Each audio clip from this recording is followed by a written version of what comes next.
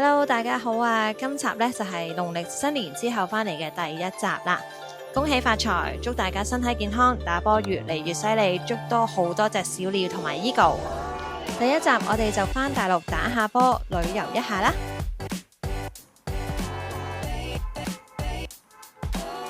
Hello，大家好啊！歡迎咧大家嚟收睇外國 Tuesday Channel。咁今日咧我哋就嚟咗桂林。今朝咧就喺深圳北嗰度咧搭咗大概3個鐘頭嘅高鐵咧，我哋就嚟到呢個桂林北站。然之後咧大概係坐咗15至20分鐘嘅滴滴啦，就嚟到我哋今次訂咗嘅酒店啦。咁呢間酒店咧就叫 Hotel Chow。呢間酒店咧係好靚嘅，非常之驚豔啊！亦都咧係喺即係網上面都係非常之熱門啦，因為咧佢嗰個房間咧好網紅 feel 嘅，好靚嘅。咁除咗有一啲即係房間好靚之外啦，仲有健身室啦，同埋有泳池。咁啊好可惜咧，因為而家天氣比較凍啊，咁所以咧就游唔到水啦。而家咧就準備去食啲嘢先，食完嘢咧再去周圍行下啦。適逢假期嘅時候返嚟大陸，正正遇上聖誕節，所以咧餐廳都充滿住聖誕嘅氣息。呢度咧就係酒店嘅餐廳，係食中菜嘅。呢度嘅菜式都好特別，睇下呢個咕嚕肉上面有棉花糖，仲有其他嘅粵菜，每一樣嘢都幾好食㗎。擺碟咧亦都相當之精緻。亦都係呢間酒店其中一樣 surprise 到我嘅地方。食完嘢呢，就做返啲遊客會做嘅嘢啦，我哋就去觀光一下啦。喺酒店嗰度行出嚟呢，就見到我哋有啲遊船河，咁所以呢，頭先就 walk in 呢去買咗個船飛啦，就即刻可以落船啦。睇嚟呢，可能係我哋一家人包咗隻船。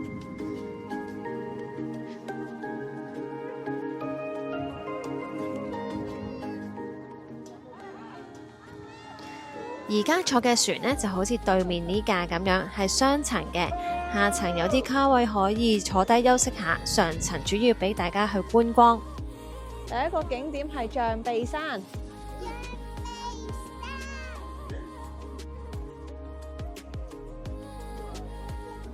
有人游水㗎，象鼻山前面。象鼻山係岩石嚟嘅，佢呢就好似一隻大象呢喺度飲緊水咁樣，所以就叫做象鼻山啦。除咗有象鼻山，仲會見到桂林漓江歌劇院，以市花桂花為設計嘅主題。我哋咧就坐呢個船，呢個船咧就係1個鐘頭嘅船程啦，咁就會入一小段漓江嘅。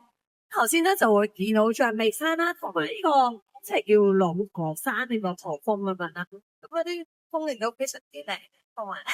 喺下層咧就會有得飲下茶、食下嘢啊，你屋企人傾下偈啊，都幾舒服嘅。上層呢度咧就會係睇風景啦，會涼啲啦。咁今晚我哋嚟嘅時候咧就係開始有少少日落西山嘅感覺，係非常之舒服。唔想喺上面吹風，坐樓下仲有導遊講解身邊嘅事物㗎。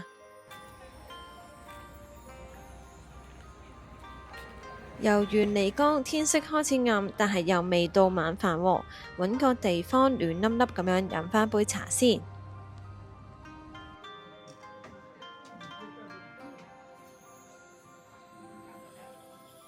話咁快呢，我哋就遊完個船河啦。咁呢，就喺酒店大概3分鐘嘅步程呢，我哋就去咗食個下午茶。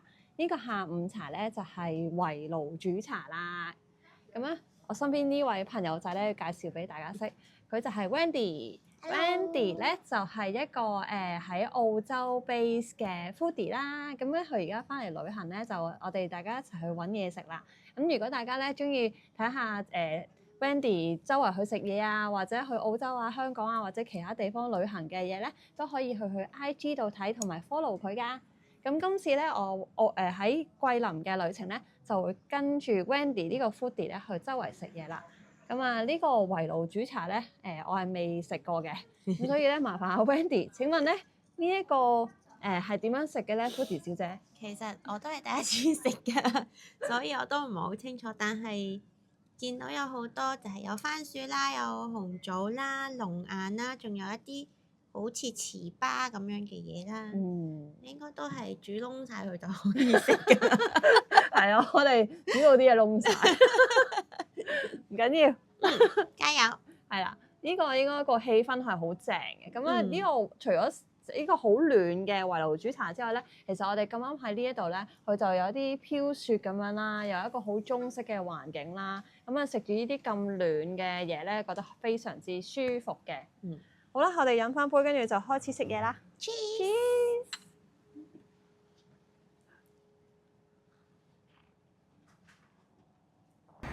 時間轉眼又過啦，我哋去到第二朝日出嘅時候咯。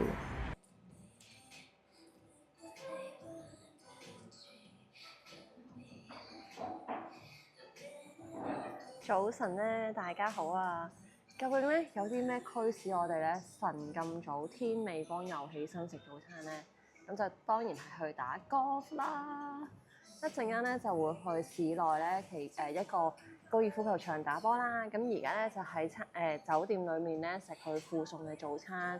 咁啊，我覺得佢維持住咧都係俾咗驚喜我嘅。咁因為呢個早餐咧嗰啲種類都好多啦，同埋咧睇落都非常之靚啊！啲嘢食都好似好好味咁。咁一陣間試下咧，如果唔好味咧，就話俾大家聽下。好啦，咁而家快啲食完咧，我哋又要趕住出發啦。轉頭見。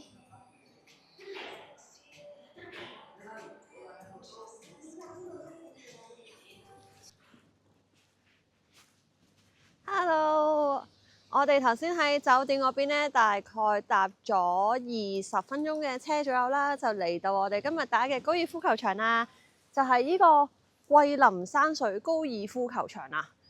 今日咧就個天氣係十分寒冷，而家咧只係得5度嘅啫，仲要咧係好大風。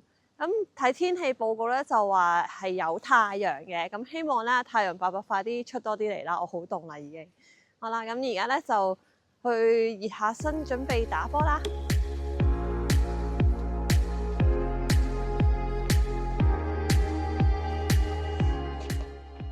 桂林山水高爾夫球會係廣西第一間高爾夫球會，呢度呢係距離桂林市最近嘅球場，只係需要20幾分鐘車程就會到啦。我哋喺第一棟度開波，係一個有少少上斜嘅趴坡。喂，係咯，佢識他懂走路過橋啦。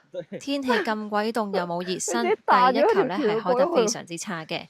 點知有啲幸運，個波竟然彈咗過河，可以繼續打第二桿。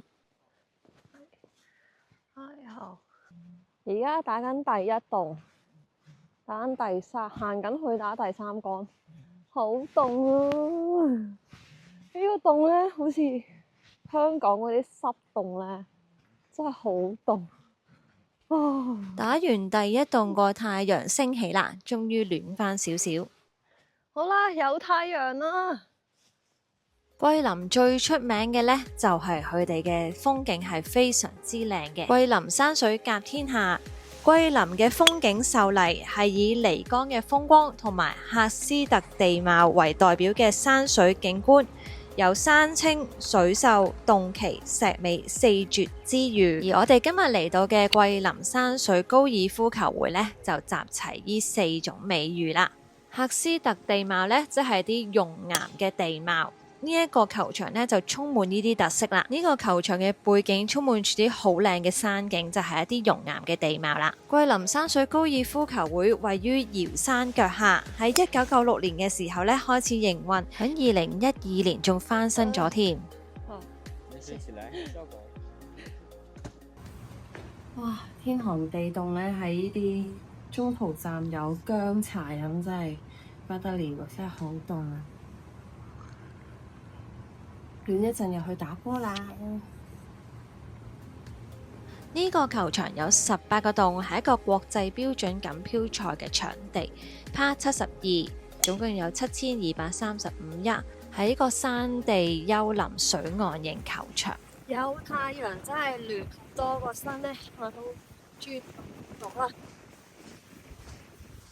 喺呢度打波咧，俾一啲好靚嘅山景圍住，就好似喺幅山水畫裏面行緊咁。啱啱咧就打完頭九啦，咁而家咧就要打尾九啦。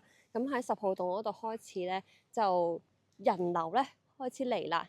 因為咧我哋啲早起嘅鳥兒咧係唔怕凍嘅，就冇乜人嚟打波頭先。而家咧啲人咧就開始天氣開始涼，開始暖啦，10點零啦而家，咁就開始有多啲人嚟打波啦。咁所以我哋而家就等緊後九嘅開波位啦。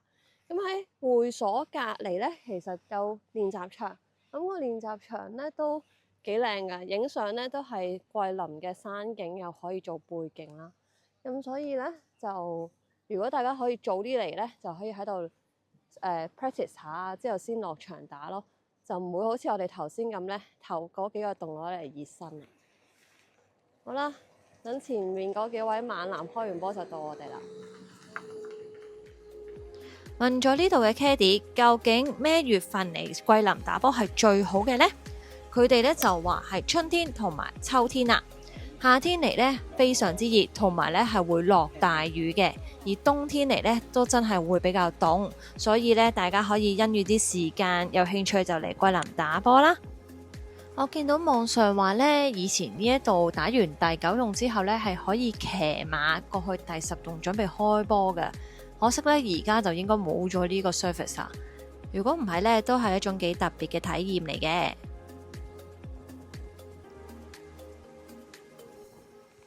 好啦，而家去打第18號洞啦，最後一個洞。而家咧個氣温大概12度啦，咁因為有太陽咧，個感覺咧似15、16度嘅，好舒服嘅。咁啊打埋呢個洞咧就可以食飯咯。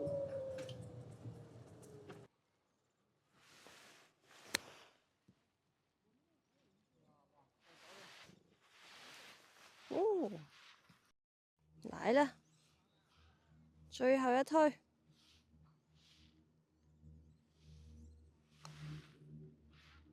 耶！收工，謝謝。車杆子真的是切得挺好的。耶！但那個切杆要練習。主要是那個切杆要大。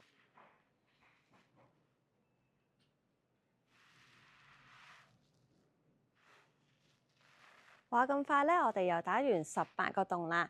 咁而家咧就準備去食飯，因為超肚餓。因為食咗早餐之後咧，其實打18洞都冇中間冇食過嘢，所以好肚餓。咁啊，講下個感想啦。打完呢個球場咧，其實我覺得呢個山水高爾夫球場係真係幾靚㗎。尤其是咧，我哋揀就朝頭早好早嘅時候打波啦。咁啊，太陽啦，同埋咧有一啲即係個天氣比較凍啦，仲有加埋咧個背景有好多山，一重重山嘅山影喺度咧，咁影相啊或者係打波嘅時候咧都非常之舒服，係凍咗少少啫。除此之外咧，其實真係非常之好。咁仲有嗰個球場嘅嗰個 maintenance 都幾好嘅。而家咧就有可能係淡季啦，所以咧佢嗰個 green 咧都係保養中，會見到一笪笪。咁但係個 fairway 都唔錯㗎。球場嘅設計咧都非常之有趣，同埋又唔係太難嘅喎，所以都幾好玩。好，咁啊，而家唔講咁多啦，真係超級肚餓，要去食飯啦。我哋遲啲再講啦。山水高爾夫球會除咗可以嚟打波之外呢，亦都有2球1晚連住宿嘅。有興趣大家上網睇下啦。食咗啲嘢之後，我哋出發去咗下一個景點，呢度呢就係叫做瑤山。搭纜車上去嘅時候呢，就會見到下面呢一度啦，就係山水高爾夫球會，即係我哋今朝打嘅高爾夫球場。哇！終於咧搭咗，不過呢個好短程嘅啫，5分鐘咧就上到嚟呢個山頂啦。咁呢度咧就佢話係一個叫臥佛景觀嘅地方，咁就會見到一啲山咧，好似一個佛像即係瞓咗喺度咁啊！呢個圖咁樣，有隻腳啦，有身啦，有個頭咁樣咯。咁我哋咧而家就再上去睇下，應該會再靚啲啦。上到去瑤山嘅山頂呢，就係有一啲小朋友玩嘅飄雪樂園啦，迎合翻聖誕嘅主題。另外呢，亦都有啲超級靚嘅打卡位嘅，呢個就係千里江山圖啦。一上到去我都有啲 O 嘴啊，竟然影相嘅位置係咁嘅樣，唔知影出嚟會係點嘅呢？但係其實呢個位後啲，就等我示範俾大家睇一睇啦。影出嚟真係呃得下人嘅，睇落真係好似好危險咁啊！除咗影相打卡位之外呢，呢度亦都有一間咖啡店。你以為佢係一間平平無奇嘅咖啡店，入到去你就知道啦。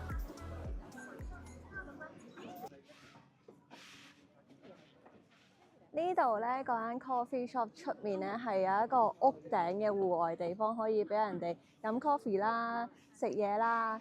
咁坐喺個屋頂上面呢，望住啲山真係好靚。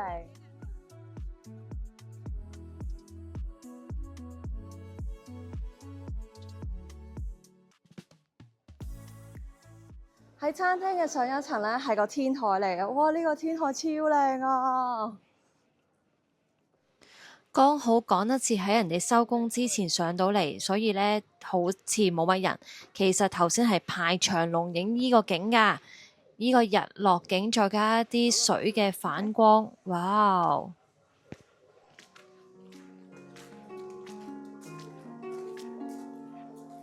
桂林山水甲天下，下一句就係陽朔山水甲桂林。我哋呢次旅程呢，其實都去埋陽朔嘅，不過呢，因為時間所限，所以去到陽朔呢都冇打 golf。